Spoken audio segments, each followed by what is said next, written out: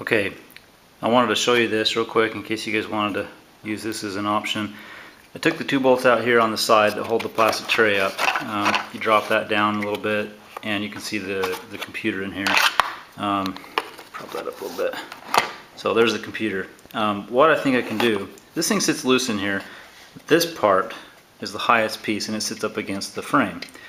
There is about quarter inch or so underneath that plug that's not used, and this side has play on it because it slopes down. So I'm thinking what I can do, I have room under there to fit the bolt, and on this side I'm going to shim up that part of the computer so it sits in the bike at an angle because there's plenty of room for it to pull up.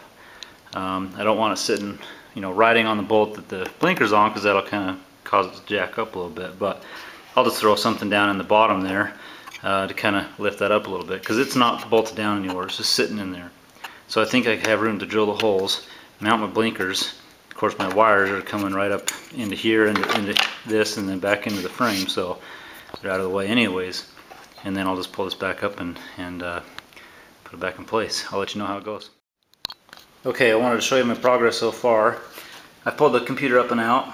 I had to push the tray down a little more and that worked as a wedge. So if you also notice in the back, right, if I can point to it, right there is a little tab. You can see it back there. That also holds the computer up. So you have at least that much clearance in the bottom. So what I've done, I've drilled, there's a hole there you can see on the side here. I've drilled a hole there, one on the other side, and I've mounted this one just to give you a look of, just a view of what it looks like. So I've mounted this one on the side. What I did wrong the first time though was I started the screw hole as close to the bottom as I could, but of course I didn't leave myself room for the nut once I got it screwed on, so it actually pushed the bolt up in the back and the blinker down in the front. So the blinkers were actually sitting kind of lopsided, so I had to kind of drill the hole, kind of give it some room up, and then I was able to kind of straighten those out. So I'll put it all together, we'll see what it looks like.